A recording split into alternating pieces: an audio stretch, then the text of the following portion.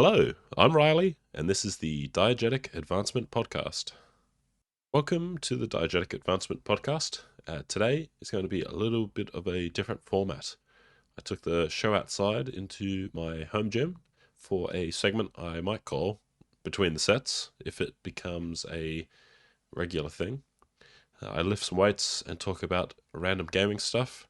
In between, I'll talk about some of the things I'm not a fan of in Shadowdark, with the thought to review that after I've played it for a while. And as always, I'll finish the show by calling out some of the great content from the Anchorverse and beyond. Now, there was no show last week. I apologize. Life and sickness got in the way, but I also was down a microphone. Obviously, I could record using my phone, which I did for most of the recording this week. But what you're hearing now is a new microphone that arrived today. Hopefully it sounds good, perhaps even better. I'll probably tweak with the settings and whatnot as we go forward, and hopefully I get it sounding very nice. Anyway, without further ado, I give you Between the Sets. Welcome to Between the Sets. I'm going to be doing a little bit of weight training, trying to get myself a bit fitter, and I thought I could use that time to also chat role-playing games. So here we are, getting myself set up. First thing I wanted to talk about, it was my birthday on the weekend, and my partner threw a surprise party for me, which was fantastic. Lots of friends were able to show up, which was also fantastic. And I got some nice gifts, but role playing games, so I'll shout one of them out in particular, which was a custom Dungeon Master Game Master screen, handcrafted, put together, I think like cut plywood, stuck together with some laser cut designs on the front, felt on the inside, and a portable screen cut into it as well, which is pretty cool. That's something I obviously really appreciate that. Very thoughtful and awesome gift. But of course, it comes at the same time that I move my only in-person dungeon mastering to online. So I'll get some use out of it because I quite like to stay non-digital. So even when I'm playing online, I'll have physical notes and I'll try and read. If I've got the module, if I'm running a module, if I've got a physical copy, I'll use that. I might print notes rather than use digital, even though hyperlinked PDFs are typically pretty good. So I'll definitely use that because flipping through rulebooks is just, even on a PDF, is difficult. So having some quick reference stuff in front of me will be very helpful, but I need to decide what to put on it. If you use a Dungeon Master screen, what do you have on there if you use a custom one, I guess? Or, if not, what do you find useful or not useful? Call in and let me know. As for the screen, I think that's really awesome. I do run mostly theatre of the mind, but being able to show pictures to set the tone or pictures of enemies are very useful, I think. Step one, front squats. I can't get my elbows up. Today, just front squats and push-ups. The alternating day will be really stiff leg deadlifts and like a body weight row on an incline. Definitely not strong enough to do pull-ups at my current weight. I don't know. I'll include stats when I do these, I guess. I weighed in 117 kilos this morning. I'm not sure what that is in pounds for my international listeners, but it's a big number. I am 204 centimeters, 6'8", so I'm heavy, but not terribly heavy. It's spread out. At points in my life, I've been decently strong, never very strong, and at points in my life, I've been very fit. Injury got in the way of that, and I've had a couple of good attempts to get fitness back, get some strength back, but injury tends to flare up, or life gets in the way, and I fall off. So this is another attempt. But just going very, very light. Dead front squats, just doing the bar, and push-ups, doing on a slight incline it's 3 sets of 5. One, just I don't have a lot of time in the morning, and but two, not to wear myself out or push myself too hard. All right, set number 2. Okay, Wednesday, and back in the gym for stiff leg deadlifts and some rows. I'm gonna try and do them like hanging from a bar, sort of 45-degree angle. I know there's a name for that, but it's not coming to me. That might be too difficult, in which case I'll just do rows with the barbell. Anyway, so we're moving ahead with Shadowdark. I had my session last night. One of the players couldn't make it, but still had two. We had a good session. I can highly recommend the DCC module Tower of the Black Pearl level 1 adventure. You go into it's got one of these cheesy setups. Tower only appears every 10 years or whatever, and there's a black pearl in it. There's a rival group that have got there first that you bump into. Otherwise, there's a couple of, it's mainly just some interesting traps, puzzles, a little bit of combat, although like combat slash social, you probably talk your way out of most of it. My players, good thinking. Um, they teamed up with the rivals, and the rivals sent them across a rickety bridge first. You've got to put yourselves at risk because they just kind of handled some traps in the previous room themselves. So they sent them over first, and as soon as they get across, they cut the bridge, allowing the party to continue without them. So that was pretty good. But that puts a close on that, and we're going to move to Shadowdark. We were level 2 in DCC, which is quite powerful. I've said, if you want, you can kind of just create the same character. Obviously, the power level and their abilities will change a little bit, but you can still play a cleric and continue playing as the same person, so that there's not too much of a change, or play something new. So we'll see what happens. I think 2 weeks' time when we play again, we'll be doing like a character creation session 0 and jumping into sort of like an opening scenario, get the ball rolling on that. The plan is to run a sandbox with like a goal kind of thing, build a town, a couple of dungeons, and like a small wilderness. But there's got to be some sort of some threat or main quest, right? And once they've achieved that, then they can kind of go about achieving that any way they want and do some other things in between.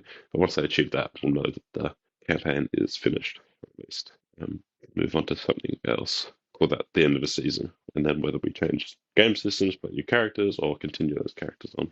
Okay, Shadowdark. I'm going to be running it, and I have some potential conceptual issues with a few of the rules.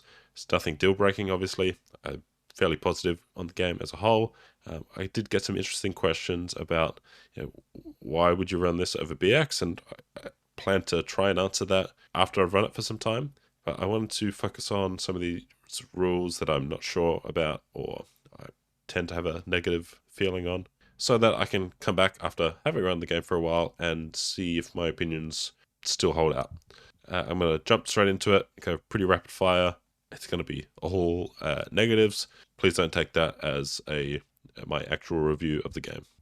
Okay, stats. I don't like the stat spread. 3d6, the higher chance for modifiers and increased importance on them. I think discrepancy between character effectiveness is just going to be larger than normal. I think I'd prefer having a more generous stat generation here, like 46 drop the lowest. Classes, we'll talk about spellcasting, which mostly covers the wizard and the cleric later. Thieves, okay. Thief skills just being advantage. It just ties into the universal mechanic, it makes sense. The fighter, though, gets weapon mastery, but there's no real difference in weapons in most modern D&D. So weapon mastery just, to me, doesn't make too much sense.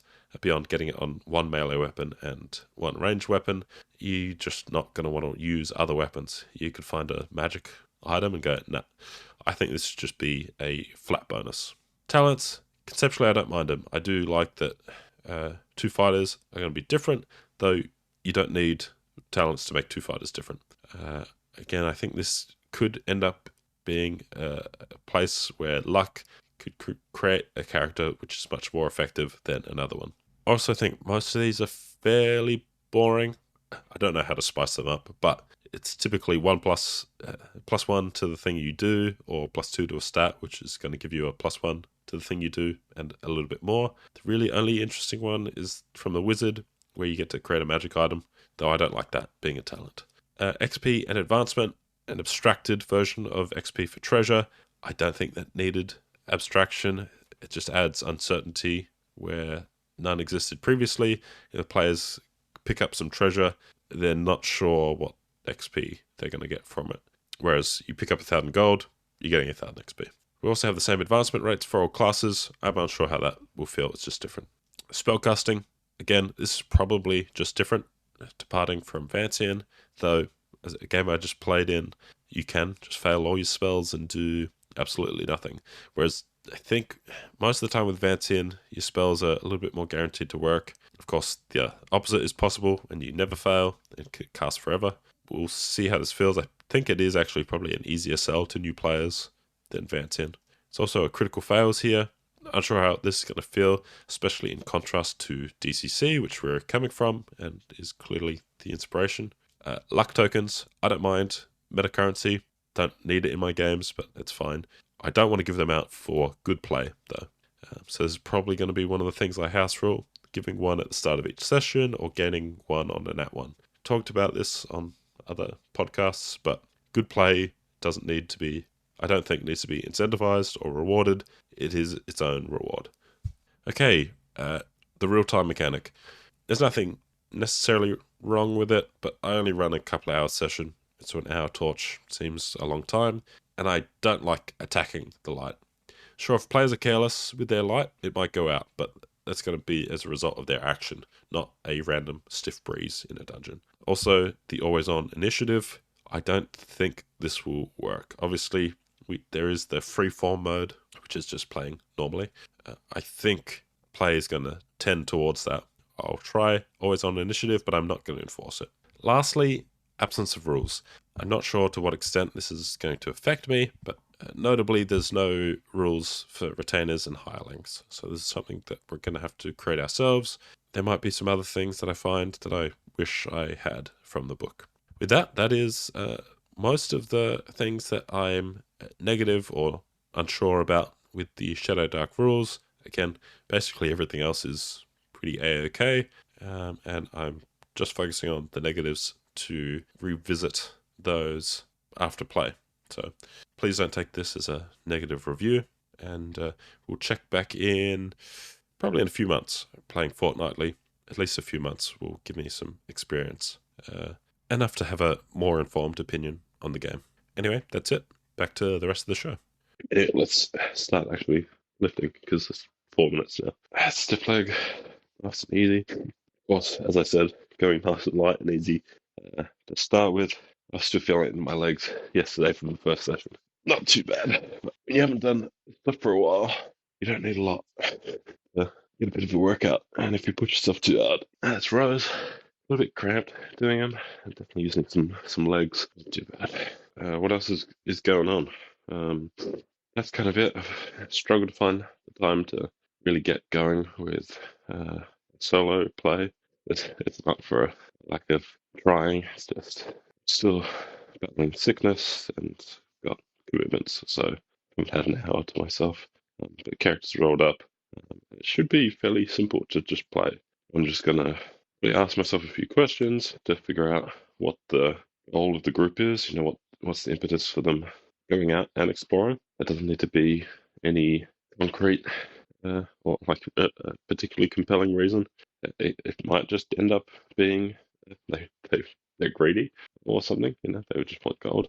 We'll see what the Oracle says, and then I'm gonna just rely on the procedural play of Forbidden Lands, do some hex crawling, and see what the system tells me. Just play it by ear. I'm not trying to create a story or experience anything in particular. Mainly just one, try Forbidden Lands out, and two, just have a bit of fun playing solo. So see how that goes. On to set number 2. So I don't know if I'm going to get anything usable out of this content. It's nice in a way just to have a stream of consciousness, get some thoughts out. Um, we'll see if, as I said, if there's anything usable and if people enjoy it at all. I do wonder if people are interested in some updates on how the lifting is going, but I think I'll probably do that anyway, just for the benefit of accountability. Once I've started this, I want to keep doing it. So applying these two things together might keep me going. Better a little bit on Monday, but running Monday, Wednesday, Friday, alternating days, uh, alternating workouts. Sorry, first workout front squats and push-ups, and second stiff leg deadlifts and rows. Very basic exercises, cover a broad range of musculature and movement. The lower body stuff is good. Both really help. I'm trying to focus bracing the core, so getting that benefit as well. The stiff legs, stretching out the hamstrings will help. And then the upper body stuff is just basic movement. As far as injuries go and kind of what I'm battling with, I've got a bad hip, bad shoulder, and primarily a bad back. So kind of the back is kind of always niggling. The hip is kind of on and off, and the shoulder doesn't really cause me any issues, but the range of motion that I have in it is quite poor. So yeah, I'm just taking it slow. But these things only get worse if I don't exercise rather than get better. Just need to be careful and take it easy. Went on a bit of a tangent there. If this is something you're interested in hearing about as short snippets, let me know. If this change in format is, if you got thoughts on the change in format, not that this would be the only format that the show is in, let me know what you think about that. Okay, Friday, and we're back in the gym, this time at in the afternoon. Didn't get in this morning. Had a couple of things I needed to get done at work, and so got those out of the way first. Let's get the lifting stuff out of the way. Back to the first workout, so front squats and push-ups. I'm going to add a little bit of weight to the bar, just because there was already weight on the bar for the stiff leg deadlifts, which was just there to add some height to the bar. But save myself loading and unloading the bar between sessions. I'm just going to keep it. Pain fatigue update. No pain, which is good. I recovered pretty well from the Monday session. So there was a little bit of soreness on the Tuesday. My hamstrings are quite tight though from Wednesday. It's pretty cold today. It was really bucketing down rain this morning. Still just very lightly raining at the moment, which is quite nice. Set one, and then I'll talk a little bit about some games. But to be honest, not much to talk about. Okay, gaming. As I said, not a lot to talk about. I've got a couple of things I'm thinking about at the moment. Likely end up being future episodes. That one is con play and running at cons. Planning on attending RPG convention towards the end of the year here in Adelaide, Australia, and planning on running one game there. I don't want to push myself beyond that, so I need to think about what I want to run, both system and adventure or style, and start planning it. I need to submit at some point, although I'm not sure if there are deadlines. Missions are open, but I didn't see a deadline date, so I'd rather get that done earlier rather than later. Thinking about alternate stat system for BX or BX style games, and what's kind of inspired me to do that, or what I've been thinking about, is that really I think BX could be represented as a skill-based game. Everyone has access to skills, and they are things like open stuck doors or spot secret, find hidden doors, hit a creature with your sword. All of these are skills, and they're modified by your attributes and your class and race. So I'm not sure that that system really matches that skill system as well as it could. And so I'll probably present this more of a thought experiment rather than actual improvement or different or usable system at some point. So I'm just nutting that out in my head. But the most pressing thing is creating a sandbox or an adventure. I'm going to do set number 2. and then quickly talk about that. Desperately need to improve my wrist and shoulder mobility, these front squats, so that resting on the bars resting on the front delt rather than in my hands and wrists. Really need to remember to cue bracing the core there. My wrist position was better, wider grip, just getting the fingers underneath lets me get the elbows up, rest on the front delt a bit easier. But if I don't cue that brace the core, spine starts moving. Push-ups. So adventure and sandbox generation. So moving to Shadowdark, restarting my campaign, and I need to build something. I could run modules, and I might sprinkle some modules in Sandbox, but I need to kind of build the core at least. I figure I've got kind of 3 weeks and a couple of days to do that. Is it 3 weeks? Yeah. So I've got a session in a week and a bit, which will be character creation and some sort of like inciting incident initial scenario. Either just drop them in a dungeon, or have them traveling and have some sort of pre-planned event, kind of to get them drawn in to the premise. As I mentioned, kind of running a sandbox with a goal or some sort of overarching main quest. Not that the players have to do anything about it, or what they do about it. It's kind of up to them, but that's what I'm going to do. So, kind of introducing that hook. Really, I kind of just need to plan that initial part and maybe start to lay out the town, because they might finish the session there. So I don't need to have it necessarily fully mapped out, but have them come in so that we can get some hooks and rumors between that session and the next. And then the 2 weeks between sessions, I can finish building out the initial core. I think I'm going to use the sandbox generator by, I can't remember the name, nice little book, and or some sort of combination. The Gygax 75, at least maybe to provide some structure to how I use the sandbox generator. Not that, maybe it doesn't need it, but I'll fall back to the Gygax 75 if I do. Now, of course, I won't be able to share what I come up with in case players listen. I don't want to spoil any of the fun, but I can talk about the process, I guess, and see how that goes. Cool. That's it. I've got to talk about. Jump into set 3, finish it up. My microphone is broken. I think I mentioned that at the end of the last episode, and so it's been handy recording on my phone for these. But I'm meant to be taking a delivery today for a new microphone so that I can record the little Shadowdark segment that I had planned. If that has arrived, you would have already heard that segment.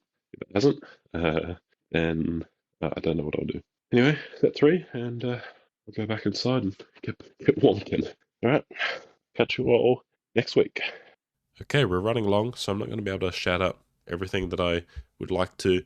I'm just going to quickly go through my history and shout out a couple of things that I think deserve a listen. Over on Down in a Heap, Rob is doing a deep dive through the Complete Adventurer. Really interesting, as always, to hear his thoughts on the product.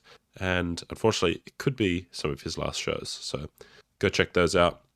Over on the Whispering GM, Taylor talks about tracking player combat rounds and enforcing a 10-second limit. I think that could be controversial, so go have a listen, perhaps share your thoughts. I'm going to continue to shout out Euphonious in Dungeon. Merc shares some reactions to the Living Armor episode, and we've got another episode coming out on the first Thursday of the month. I think call-ins for that are probably closed, but go have a listen and join in if you're watching along. Barry from the Song of Dice and Shadows podcast put out an episode on playing GURPS in an FKR freeform style. That kind of assaulted my brain reading that. They seem fairly apart, but it was a very interesting listen, so go check that out. Okay, that's it for this week's recommendations. As I said, I didn't have enough time to get through everything, so I'd recommend checking out the Audio Dungeon Discord and seeing all the great podcasts being shared there. Okay, and with that, that's going to close out this week's episode.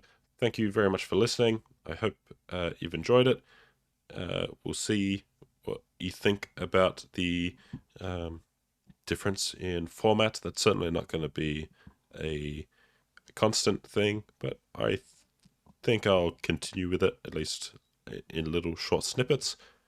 Let me know your thoughts on Shadowdark and some of the or anything else that I've talked about today. Anyway, bye for now.